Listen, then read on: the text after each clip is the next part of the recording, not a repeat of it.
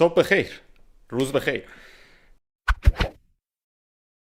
چند وقت پیش من یک ویدیویی دیدم، نمیدونم ویدیو کی پابلش بشه دقیقاً، زودتر میخوام ایدش کنم بذارم، از جویی دی انیمه من. اگه میشناسیدش خوبه، اگه نمیشناسیدش تو یوتیوب بری سرچ کنید. یه یوتیوبر انیمه یا انیتیوبره، کاری که منم دارم الان انجام میدم، یه سال تقریبا، که 8 سال داره فعالیت میکنه تو این زمینه. پراش تیست هم اگه ببینید یا گیاک هم اگه بشناسید میدونید که کی هستش. اگه نمیشناسیدم ببینید، کانتنت خوبی داره. من این ویدیو ازش دیدم و احیانا بعید میدونم اگه این ویدیو رو داری میبینی، thank you man، خیلی مرسی ازت، چون واقعا یعنی محتوایی که تولید میکنی من دوست دارم.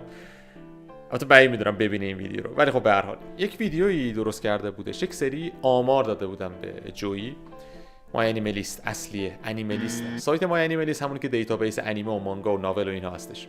یک آماری داده بود بهش از اینکه کشورهای مختلف کاربرایی که توی همون سایت مای انیملیست هستن به کدوم انیمه ها بیشترین نمره رو دادن. آمار کشورهای دیگر رو کاری ندارم، اما خب حرفی دارم در مورد این آمار رو خودتون ببینید، بهتره اینطوری بگم. Look at my boys over at Iran as well. Clannad After Story, Howl's Moving Castle, and Spirited Away. Man, you Iranian folks, you definitely love your Ghibli, your wholesomeness, your wholesome anime series. I see you. I see you. You got a heart over there, Iran. همینطور که دیدید آمار ایران کلند افتر استوری بود، هالز مووینگ کسل بود، اسپریتد اوی بود. آفرین. خب من اینا تو توییتر اول دیدم حقیقتا که یک سری از عزیزان ذوق کرده بودن، آمار دیده بودن. منم خیلی دوست دارم این آمار واقعی باشه. اگه این آمار واقعی بود چنل ویپت احتمالاً وجود نداشتش، چون گفتیم به یه بلوغی رسیده جامعه انیمه ایران که نیاز نداشته باشن که من بیام یک مسیری رو برم دقیقاً برعکس مسیر آبشنا بکنم و یک چیزی رو بچه‌ها شروع بکنم آموزش که نه، به قولی معرفی بکنم که از این حالتی که یک سری انیمه ها رو چنبره زدیم روش بریم بیرون.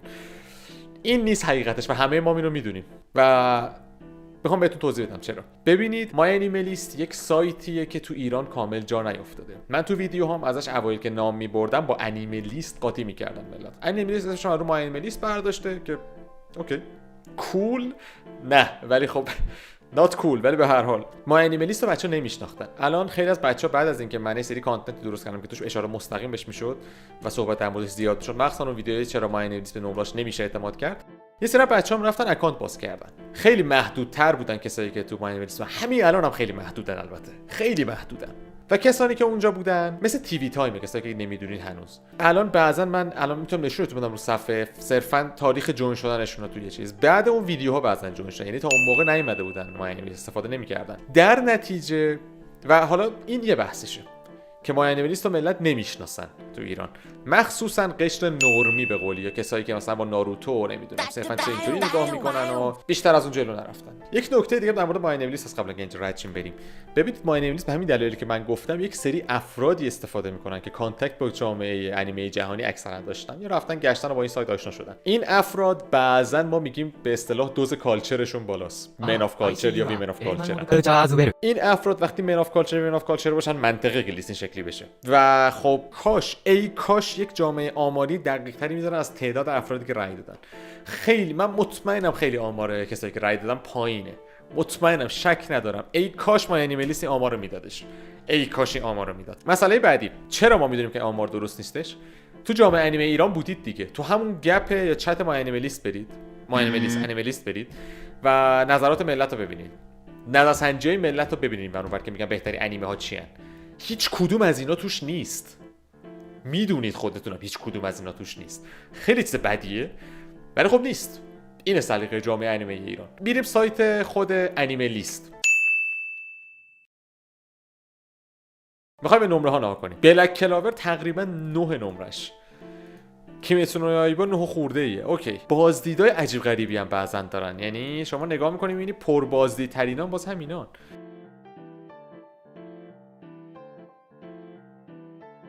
سیزن 2 وان پانچ من نمرهشو چند دادن اینجا؟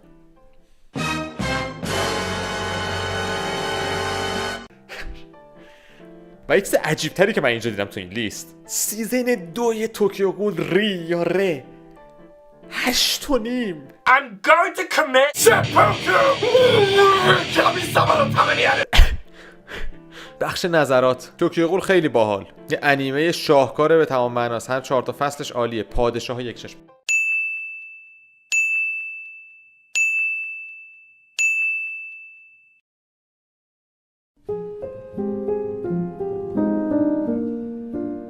من واسه همین دارم میگم و این نظرات ادامه دارن. و جدا از اون یک سری به اینستاگرام پیجای فارسی اگه بزنید، مثلا بزرگتریناش چیزی یاد میبینید. پراویس نیورلند، کیمیتسو نو یایبا، دارلینگ این د فرانکس. آره، دارلینگ این د فرانکس تو ایران محبوبه. اینا چیزی که تو ایران میبینید که ملت خیلی دوستشون دارن. شما نمیتونی بیای کل اون کامیونیتی که اصلا دسترسی به ما نمی‌رسن دارن فاکتور بگیری و میگم این سری عزیزا تو توییتر خوشحالی کردن. خوشحالی کنی که شت ما چقدر سلیقه‌مون خوبه. نه، این سر زیر برف کردنه و زیبا هم نیستش. کل حرف من این بود، این آمار درست نیست و خودمونم اینو خوب میدونیم و چراش هم خوب میدونیم. اینا دلایلی بود که من آوردم، دلیل دیگه هم اگه داره که خب نایس. جوی جان، حقیقتا باز میگم من خیلی دوست دارم که آمار درست باشه. خیلی دوست دارم و تو این یک سالی که من شروع کردم هدفم این بوده که آمار حداقل چیزی که الان هست در بیاد، چون آمار الان نیست وحشتناکیه. ولی بهتون بگم که این جوی رو من خیلی دوستش دارم. چند وقتیه که ویدیوشو ندیدم، حقیقتا سعی کردم نبینم ویدیوش انی یوتیوبری. و چرا؟ واسه اینکه تاثیر نگیرم موقع درست کردن ویدیوهای خودم و همین استایل خودم سر جاش بمونه. نمیخوام تاثیر خاصی بگیره، نمیخوام زیاد نگاه بکنم ویدیوهای افرادی که دارن موافقن تو این قضیه رو. کل صحبت من همین بودش. عزیزانی که فارسی زبانی رو دارید میبینید، ممنونم که میبینید. اگه دارید میبینید، نمیدونم ببینید یا نه، ساب تایتل رو برای همین گذاشتم و ممنون میشم اگه تلاشی بکنیم که این ویدیو حداقل تا یه حدی پخش بشه، چون میدونم که یک آبروی زیبای خودمون درست کردیم، ولی بالاخره یک کانتکت اگه پیدا بکنن با کامیونیتی انیمه ایران و با بروتو بین فن ها روبرو بشن، بروتو بین فن ها و افراد دیگه ای که تو این جامعه آماری که بهش استناد شد نبودن، زیاد جالب نیست و همیشه باید واقعیت ها گفته بشه، هر چقدر که دردناک باشن. قرار نیست همه چیز شوگر کوت بکنیم واسه اینکه خودمون خوشحال باشیم.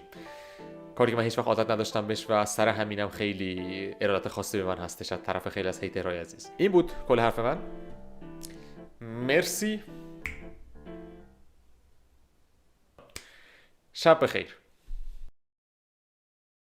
بقیه ویدیو هم دارن زیرنویس انگلیسی میگیرن.